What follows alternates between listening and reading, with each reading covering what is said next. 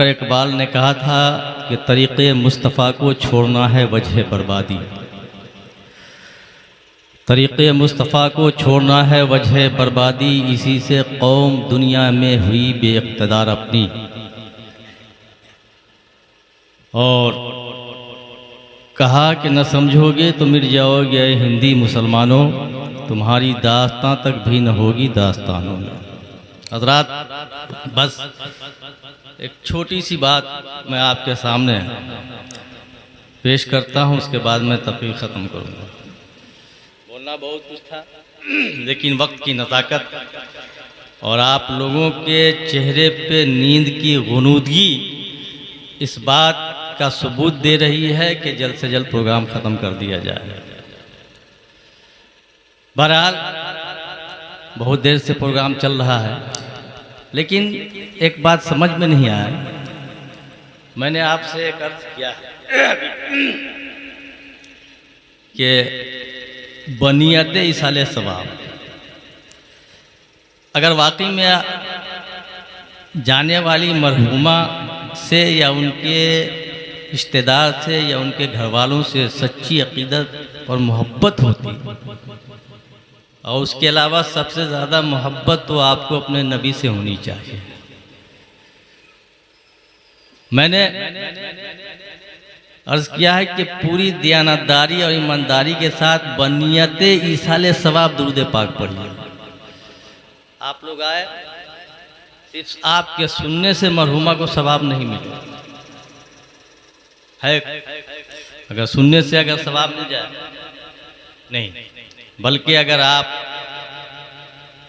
मेरे सरकार ने इरशाद फरमाया कि जहाँ 40 आदमी होते हैं,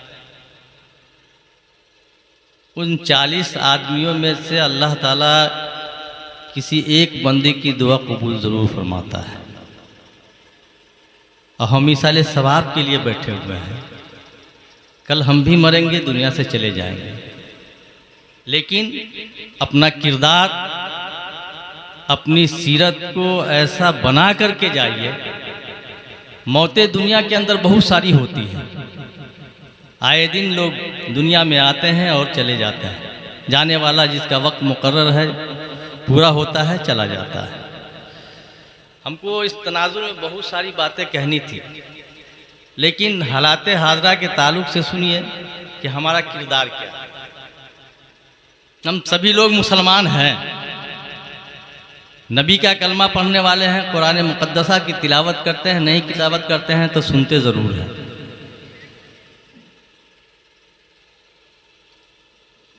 किसी मुसलमान ने एक यहूदी से सवाल किया, आज बैतुल मुक़द्दस, जो मैं पहले भी बता चुका हूँ, अभी आपने सुना है जाबिर अख्तर सुल्तानपुरी से गज़ा के मुसलमानों के ताल्लुक से। गज़ा क्या है? गज़ा में जो जंग हो रही है उसकी वजह क्या है? क्यों लोग लड़ रहे हैं? क्यों अपने बच्चों को कुर्बान कर रहे हैं? क्यों लोग शहीद हो रहे हैं? इसलिए कि ये खाना काबा, जिसके हज के लिए आज हम जाते हैं, सभी लोग जान रहे हैं इस बात को। तो ये हमारा बाद में हुआ।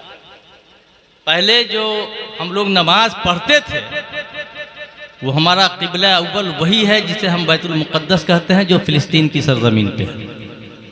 इस बात को याद रखिएगा। और वहीं से सरकार जो है मिराज पे तशरीफ़ ले गए थे। सभी लोग जानते होंगे, या नहीं जानते हैं तो जानने की कोशिश कीजिए, तारीख़ पढ़िए। आप मुसलमान हैं।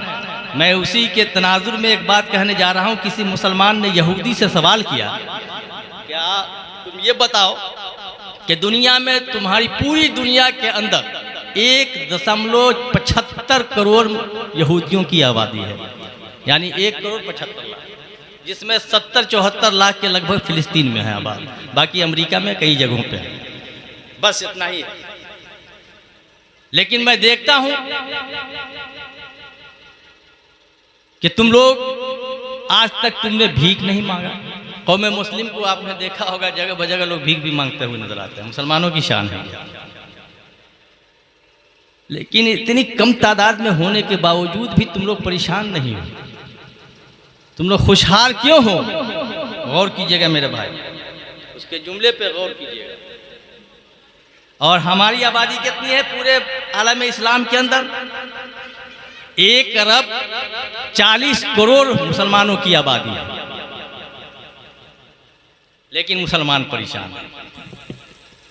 मुसलमान परेशान होता हुआ नजर आ रहा है, मुसलमान तबाह व बर्बाद होता हुआ नजर आ रहा है, मुसलमान का कत्लेआम होता हुआ नजर आ रहा है। कभी हमारे कुरान पे पाबंदी है, कभी हमारे दीन पे पाबंदी है। और आने वाला वक्त 2024 का इलेक्शन बड़ी सोच समझ के दीजिएगा, गौर कीजिएगा। ये मत देखिएगा किस पार्टी का आदमी। अगर इस दफा उसने पूरी सीटें हासिल कर गई, सभी लोग जानते होंगे सोशल मीडिया का ज़माना है, तो फिर मुसलमानों की खैर न हमारे दीन की खैर है, न हमारे मजहब की खैर है। लेकिन ये तो हर दौर में होता रहा है। मुसलमानों को हर दौर में मिटाने की साजिशें रची जा रही हैं, लेकिन रब्बे कायनात जो वाकई मोमिन कामिल होगा, मुसलमान होगा, जिसके दिल में ईमान और इस्लाम की सच्ची अकीदत और मोहब्बत होगी, तो परवरदिगार आलम उसके लिए गैब से इमदाद फरमाता है। लेकिन शर्त यह है कि आपको मुसलमान बनना होगा। आज हम देख लीजिए, अपने चेहरों को देखें, अपने आप को देख करके बताइए कि हम मुसलमान हैं भी कि नहीं हैं। आज मुस्तफ़ा की मिलाद में हम बैठे हुए हैं, आपको कहा जाता है दुरूद शरीफ पढ़ने के लिए। मत कहिए सुभान अल्लाह, कुछ मत कहिए, लेकिन जब नबी पे दरूद पढ़ने की बात आए तो उसमें पढ़नी चाहिए। इसमें आपका भी फ़ायदा है। दुरूद पाक से बहुत सारे फ़वायद हैं, बहुत सारे फ़ायदे हैं, लेकिन फिर भी हम नहीं पढ़ते हैं।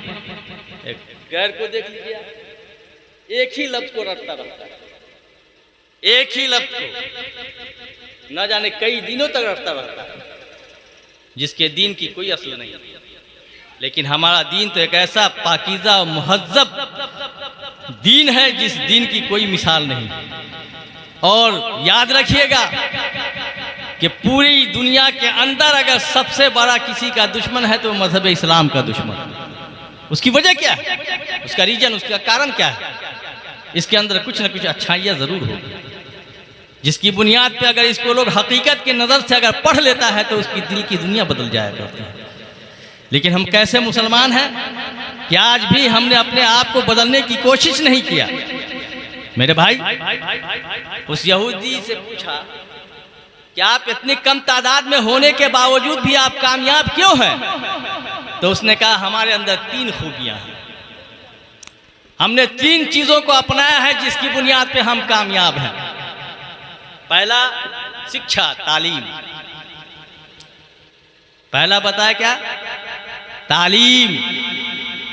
और दूसरा कि जब हमारे घरों के अंदर बच्चे पैदा होते हैं तो हम उसको शुरू से ही तिजारत करने का सबक देते हैं, तिजारत करने का पैगाम देते हैं, तिजारत करने का तरीका सिखाते हैं। और तीसरी बात यह है कि हम में से अगर कोई आदमी चाहे कहीं का भी रहने वाला हो, यहूदी चाहे किसी देश में रहता हो, जिस देश में रहता हो, अगर वो परेशान हाल है तो हम कोशिश करते हैं कि उसकी हम मदद करें, उसका हम हेल्प करें, जिसकी बुनियाद पे हम कामयाब हैं। और उसके बाद सबसे इम्पोर्टेंट और अहम बात उसने जो कहा है, गौर कीजिएगा मुसलमानों, मेरे भाइयों गौर कीजिएगा, उसने कहा ये तीनों पैगाम और तीनों सबक जो हमने लिया है तुम्हारे नबी सल्लल्लाहु ताला अलैहि वसल्लम से लिया है। तुम्हारे नबी का ये पैगाम है, क्या लोगों अपने बच्चों को इल्म दीन सिखाओ, अपने बच्चों को तालीम दो। जिस माशरे और जिस खानदान और जिस घर और जिस बस्ती के अंदर तालीम होगी तो उस बस्ती के अंदर बुराइयां जन्म नहीं लेंगी, उस बस्ती के अंदर खुराफात जन्म नहीं लेंगी। जब हम दीन की तालीम या दुनियावी तालीम जब पढ़ेंगे तो हमारे अंदर अच्छे बुरे की तमीज़ हो जाएगी, हमारे अंदर बड़े छोटे का लिहाज करने का सलीका मालूम हो जाएगा, हमारे अंदर अपने वालिदैन की खिदमत करने का पैगाम मिलेगा। और ये सारी चीज़ें अगर मिलेगी तो हमें क्या कहते हैं, तालीम की बदौलत मिलेगी। कितनी बड़ी बात कहा। लेकिन आज हम मुसलमान हैं, हम नबी के फरमान पे कितना अमल कर रहे हैं। उस यहूदी ने जब मेरे नबी के पैगाम पे अमल किया तो आज हालात ये है कि दुनिया की सबसे बड़ी सुपर ताकत मानी जा रही है। और ये किसी दूसरे मजहब से नहीं लिया है, किसी दूसरे दीन से नहीं लिया है, बल्कि उस यहूदी ने कहा है कि ये सारी की सारी चीज़ें अगर हमने हासिल किया है तो तुम्हारे नबी के पैगाम से हमने हासिल किया है। आज हम मुसलमान हैं मेरे भाई, इसीलिए डॉक्टर इकबाल ने कहा कि न समझोगे तो मिट जाओगे हिंदी मुसलमानों, तुम्हारी दास्तां तक भी न होगी दास्तानों में। जो ज़रूरत इस बात की है, आने वाला वक्त बड़ा ख़तरनाक वक्त आ रहा है। आज हमारे नौजवानों का हाल देख लीजिए, आज हमारे बच्चों का हाल देख लीजिए। बच्चा जब हमारे घर के अंदर पैदा होता है, जब थोड़ा सा बड़ा होता है तो उसके वालिदैन उसको मोबाइल दिखाने के लिए तैयार हो जाते हैं, और बच्चे की जब ये आदत बन जाती है तो बच्चा जब तक ये मोबाइल नहीं देखता है उस वक्त तक उसे सुकून और चैन नहीं मिलता है। अगर तुम्हें देखना है, अगर मोहब्बत करना है और बच्चों को मोहब्बत सिखलाना है तो इसके रसूल का मोहब्बत, इसके रसूल का जाम बच्चों को पिलाइए। इंशाअल्लाह आपकी दुनिया भी संवरती नजर आएगी, आपकी आखिरत भी संवरती हुई नजर आएगी। मेरे भाई, ज़रूरत इस बात की है कि हम दीन से करीब हों, दीन को समझने की कोशिश कीजिए। मैं तो ये कहता हूँ कि हम लोग बड़े खुशनसीब हैं कि रब्बे कायनात ने जिस दीन को पसंद किया है, जिस दीन को अफजल करार दिया है, वो दीन इस्लाम है। रब का फरमान है इन्ना दीन इंदल्लाहिल इस्लाम, बेशक अल्लाह के नज़दीक सबसे पसंदीदा दीन है तो दीन इस्लाम है। और जो दीन रब को पसंद हो वही दीन रब अपने बंदों को अता फरमाएगा तो वो बंदा कितना बड़ा खुशनसीब होगा। किताब दिया एक ऐसी मुक़द्दस किताब है जिस किताब की न कल मिसाल थी, न आज है, न सुबह क़यामत तक कोई उसकी मिसाल पेश कर सकता है। और मेरे नबी ने फरमाया कि उम्मतियों में सबसे अफजल उम्मत है तो वो मेरे मुस्तफ़ा की उम्मत है, हम और आप हैं। इसलिए मेरे भाई समझने की कोशिश कीजिए। तकरीरें बहुत सारी करनी थी लेकिन वक्त की नज़ाकत का ख्याल करते हुए मैं अपनी गुफ्तगू को यहीं ख़त्म करता हूँ। रब की बारगाह में दुआ करता हूँ कि रब्बे कायनात जिस मरहूमा के इसाले सवाब के लिए इस मिलाद मुस्तफ़ा का इनेकाद किया है, परवरदिगार आलम इस मिलाद मुस्तफ़ा के सदक़े में मरहूमा की तमाम सगायर कबायर गुनाहों को बख्श दे और उसकी मग़फ़िरत फरमाए। आमीन सुम्मा आमीन। आमीन ज़रूर कहा गया, आमीन कहनी चाहिए। आपको पता है कि नहीं? आमीन का मतलब है रब कबूल फरमा। हमने अभी आपको कहा है कि कोई ज़रूरी नहीं है कि मैं तकरीर कर रहा हूँ तो मेरी ज़बान अच्छी हो, कोई ज़रूरी नहीं है। हम लोग भी गुनहगार हैं। पता नहीं कभी कभी रब की रहमत का मामला ये होता है कि आदमी पूरी ज़िंदगी गुनाह करता है, पूरी ज़िंदगी गुनाह करता है, और अगर एक नेकी अगर उसने ज़िंदगी में कर लिया है तो परवरदिगार आलम उसके सारे ज़िंदगी के गुनाहों को माफ़ कर देता है। उस एक नेकी के बदले रब्बे कायनात उसकी गुनाहों की मग़फ़िरत फरमा देता है। पता नहीं अल्लाह ताला हम में से किसकी दुआ को कबूल फरमा दे। और इस साले सवाब के लिए हकीकत बात यह है कि मैं तो ये जानता हूँ कि मरहूमा बड़ी खुशनसीब थी, और ये हाफिज़ कारी नेमतुल्लाह साहब की मोहब्बत है कि बहुत सारे उलमाए कराम, इतने उलमा जो है बड़े बड़े जलसों में जाते हैं, है नहीं, अच्छे अच्छे शोरा, अच्छे अच्छे उलमा को इन्होंने बुलाया है। और ये उस मरहूमा की खुशबख्ती और खुशनसीबी है कि इतने उलमाए कराम आए।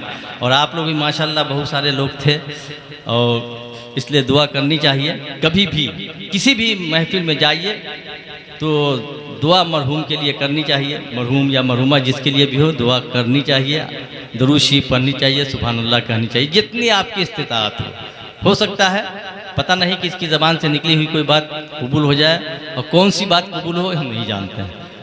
अल्लाह ताला हम तमाम लोगों की हाज़िरी को कबूल फरमाए। व आखिर दावाना अनिल हम्दुलिल्लाहि रब्बिल आलमीन। अस्सलामु अलैकुम।